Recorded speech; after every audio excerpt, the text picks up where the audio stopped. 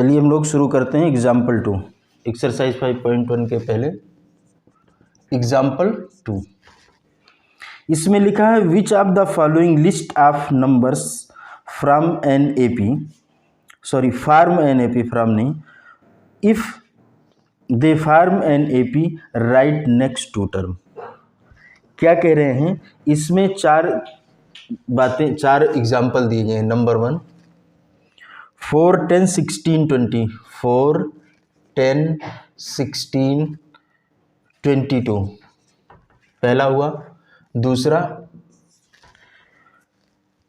1, -1, -3, -5।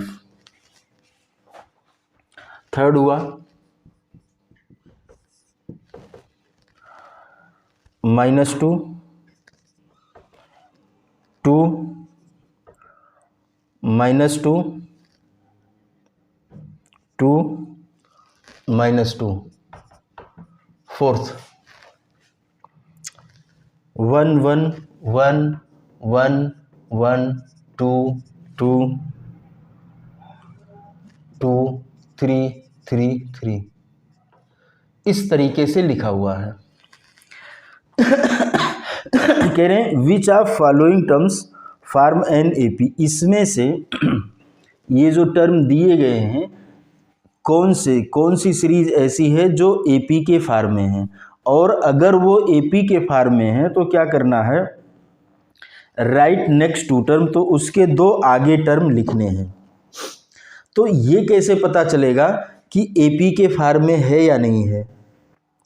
AP में अभी हमने, हाँ बताओ, उसके जो दो टर्म होंगे, जैसे टर्म A1 और A2, उसके बीच में सेम डिफरेंस होना चाहिए, जैसे आगे आगे जितने भी बढ़ते जा रहे हैं सब। मतलब किसी भी कंटिन्यूअस टर्म का अगर मैं देखूं तो उसका जो डिफरेंस होगा वो सेम होना चाहिए, और अगर वो नहीं है तो वो एपी में नहीं है। ये हम लोग पढ़ चुके हैं।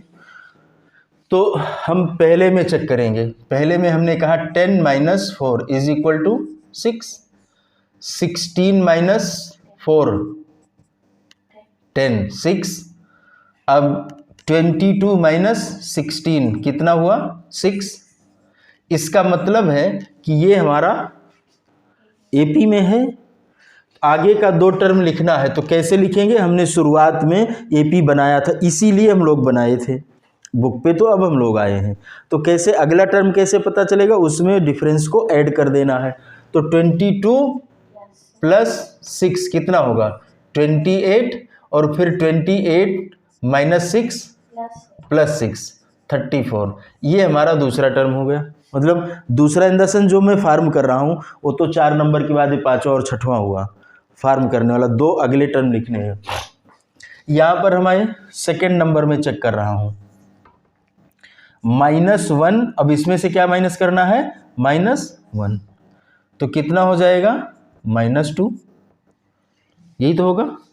अब -3 - -1, ध्यान दो, अब ये माइनस इंटू माइनस प्लस हो जाएगा, तो क्या हो जाएगा, -2 निकल के आ गया।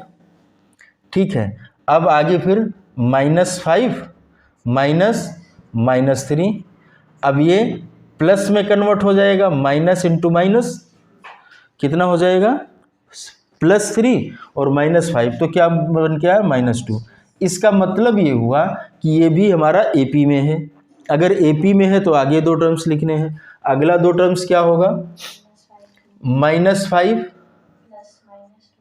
+ -2, अब ये क्या हो जाएगा, -7। अब -7 + -2, ये क्या हो जाएगा, -9। ये भी दो टर्म हमने आगे का लिख दिया।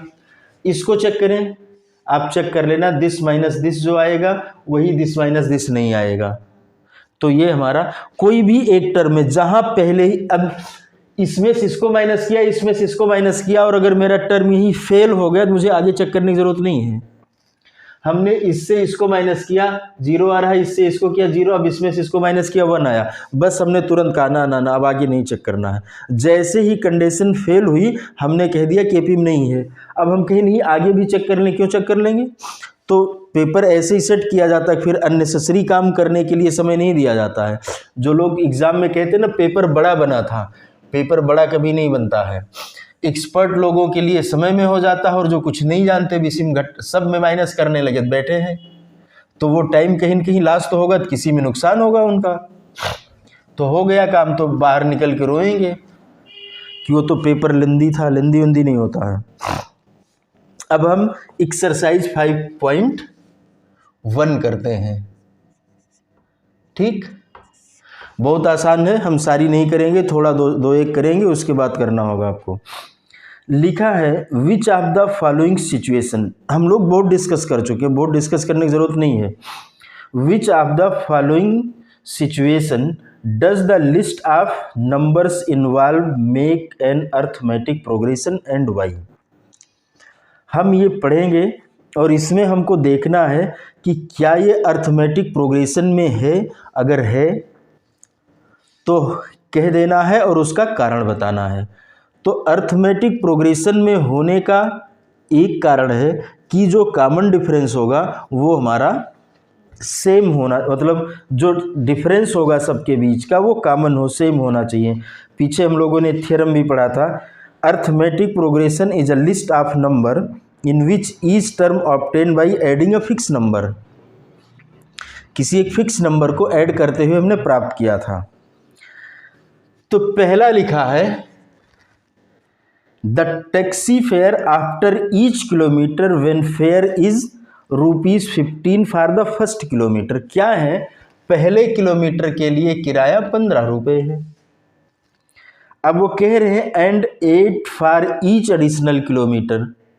शायद ये मुझे बताने की ज़रूरत नहीं है, ये मैंने पहले ही दिन क्लियर किया था, एग्जाम्पल इसी का लिया था, बस अमाउंट का डिफरेंस था। अगला लिखा है the amount of air pressure in a cylinder when vacuum pump removes 1/4। जब वैक्यूम पंप से 1/4 सिलेंडर निकाला जाता, फार्मूला लगा के करना है, नहीं आएगा तो पूछ लेना है, इसको नहीं बताएंगे अभी। अगला 3rd नंबर पे है, मतलब कर लेना इसलिए कि थोड़ा सा इसमें फार्मूला लगे, फार्मूला याद होगा तो कर ले जाएंगे। The cost of digging a well after every metre of digging when it cost 150। क्या कह रहे हैं, the cost of digging a well, कोई कुआं की खुदाई हो रही है, उसमें बता रहे हैं after every metre of digging when it's cost 150 for the first metre. जब पहले मीटर की खुदाई होगी तो कितना होगा, 150। ठीक, और बाकी जैसे जैसे और आगे बढ़ता जाएगा, हर बार हर यूनिट पे 50 रुपये जुड़ता जाएगा हर मीटर पे। तो ये एपी में होगा कि नहीं होगा, होगा। रीज़न लिख देना है, ऐसे बना करके फिर कारण बता देना है, लिखने की ज़रूरत तो नहीं है, नहीं। 4th number the amount of money in account every year when 10,000 is deposited. कितना जमा किया जा रहा है, 10,000। At the compound interest eight 8% per annum. Compound interest 8% per annum पर ये जमा किया गया। अब निकालना, कंपाउंड इंटरेस्ट निकालने का फार्मूला पता होगा, उसको लगा के निकालना, फिर बताना कि ये एपी में है या नहीं है। देखिए ये समझना है, मैंने चूंकि समझाया बहुत है, तो ऐसे ही 2-1 क्वेश्चन है जो फंसेंगे, बाकी तो इसमें फंसने का कोई मतलब ही नहीं, कुछ इस एक्सरसाइज में है नहीं, और वो भी मैं कर दूंगा तो क्या करना होगा फिर।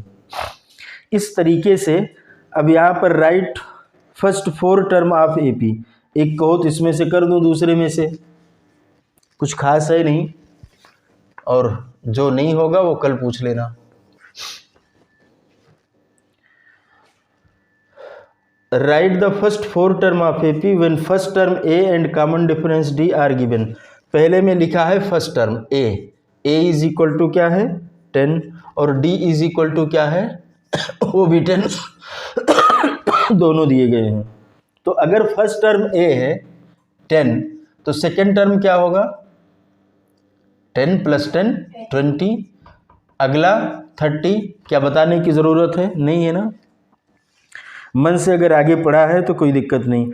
इस तरीके से देखिए, इसमें लिखा, फिर आगे लिखा for the following APs right first term and common difference. तो इसमें पहला टर्म और कॉमन डिफरेंस लिखना, कुछ बताना नहीं है। फोर्थ में है which of the following APs if they form an AP find the common difference D and right 3 more terms.